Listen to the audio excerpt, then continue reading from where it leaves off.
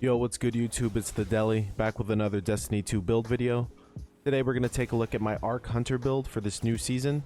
In the background gameplay, I am in the legendary Lightfall mission Breakneck, which caps me 15 light levels below light. I also have some gameplay here in the Master Lost sector from the other day. This is a very fun build, kind of high risk, high reward, but I'm going to show you which weapons you can use to play a little safe with it as well. Let's take a look at the build.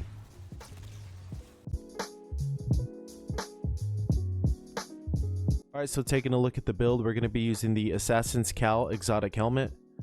This exotic helmet's armor perk is Vanishing Execution. Powered melee final blows grant invisibility and restore a portion of health and shields. Finishers and final blows against more powerful targets increase the duration of the invisibility and the amount of health and shields restored.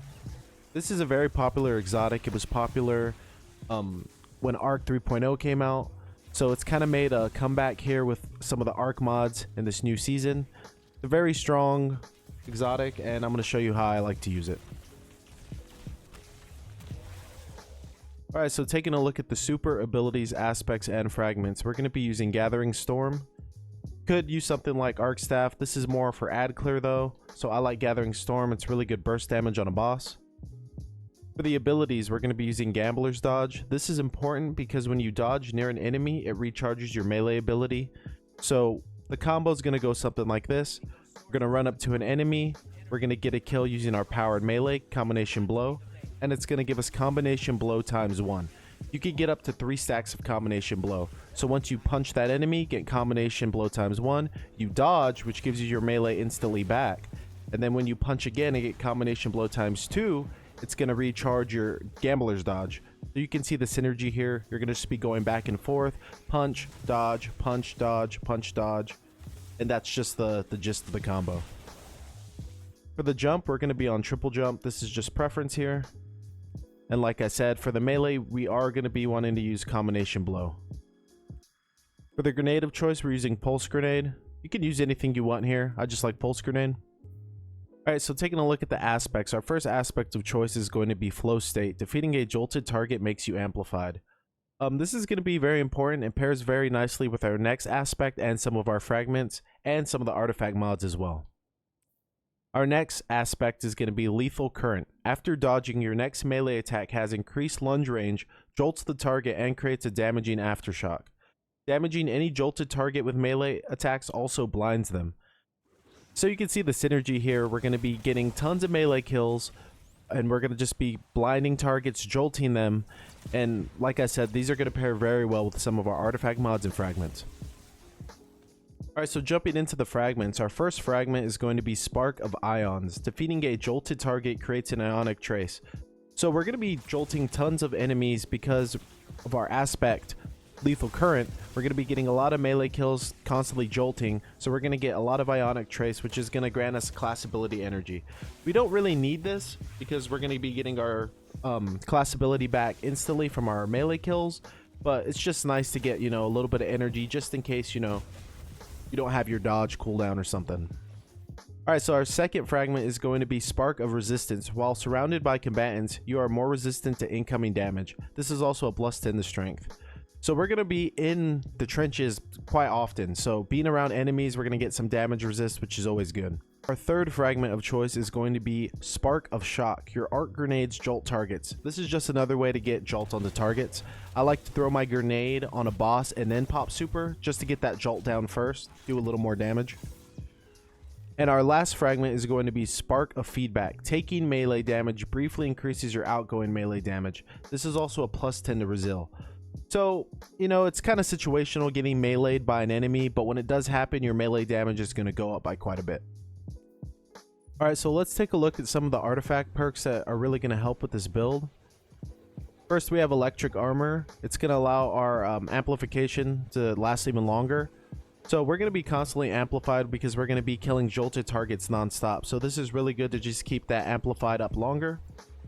Thunderous Retort grants bonus arc super damage if cast while critically wounded or while amplified. Like I said, we're going to be amplified all the time, so this is a nice little boost to our super. The third artifact perk that's going to help this build is Amped Up. Gain damage resistance while amplified. Even more damage resist is going to be really nice since we're going to be in the trenches constantly, so having that extra damage resist is going to help us stay alive. In this last row, the next artifact perk is going to be Shock and Awe. Arc Final Blows. While you are amplified, summon a burst of lightning that damages and jolts targets. I've noticed this is from any source of arc damage, so an arc weapon as well. So sometimes you'll see that jolt when you get a shotgun kill. You know, any extra damage helps in this build, and it kind of chunks on like some tankier targets.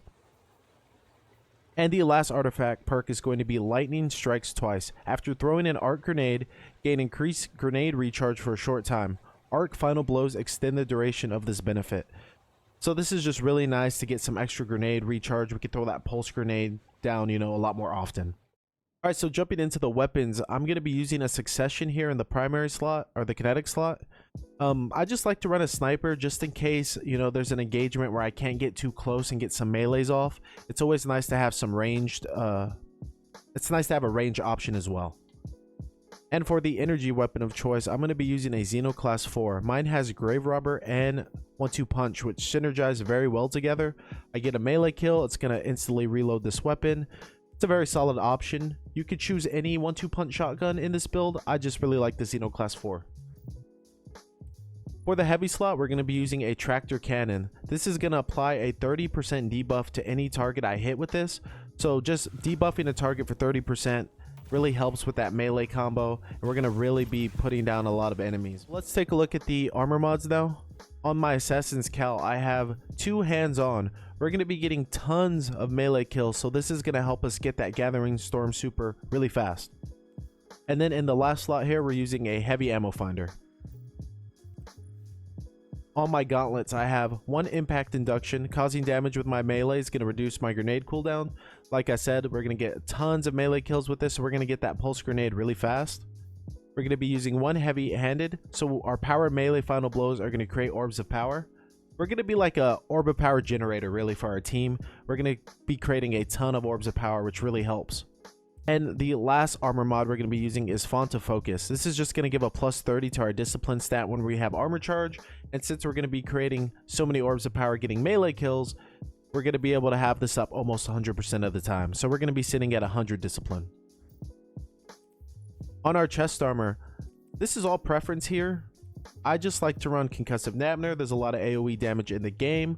I have 1 melee damage resist. This reduces incoming damage from point blank range, and we're going to constantly be in the face of enemies, so this is going to help here.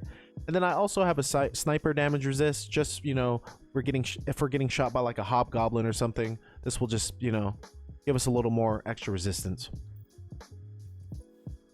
On our leg armor, we're going to be using 1 arc scavenger, so we pick up more shotgun ammo when we go over a brick. 1 recuperation. Like I said, we're going to be creating lots of orbs of power, and since we're going to be basically on top of these enemies, we'll be able to pick them up instantly. So this is just a nice little source of extra health.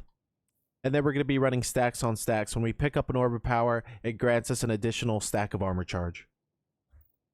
And finally, on our Hunter Cloak, we're going to be using 1 powerful attraction. When we dodge, it's going to automatically collect nearby orbs of power. We're going to be running 1 Font of Restoration. When we have armor charge, this is going to give a plus 30 to our recovery stat. And then we're going to be using 1 Time Dilation. Our armor charge is going to have a longer duration. Alright, so here's a little recap of the build. You can see all the mods I used right here. All of the artifact perks. And then my weapons of choice with their respective roles. I appreciate the support on the last couple videos. I'm going to have more Destiny 2 build videos coming very soon. Don't forget to like, comment, and subscribe. And if you tried out the build and liked it, let me know how you like it in the comments below. I will leave the dim link down in the description along with my other socials. Thanks again for the support, and peace.